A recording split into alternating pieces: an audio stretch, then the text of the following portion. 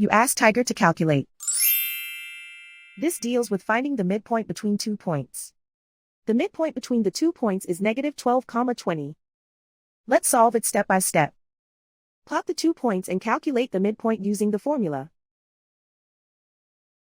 The coordinates of point 1 are, x1 equals -34, y1 equals 75. The coordinates of point 2 are, x2 equals 10, y2 equals -35. PM represents the midpoint of the 2 points.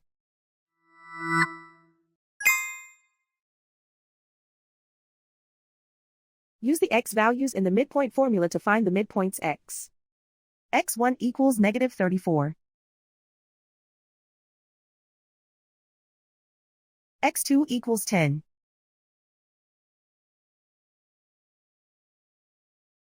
Simplify the arithmetic.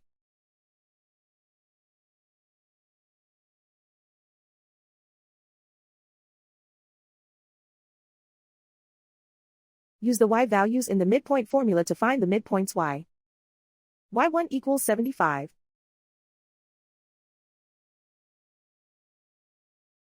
y2 equals -35. Simplify the arithmetic.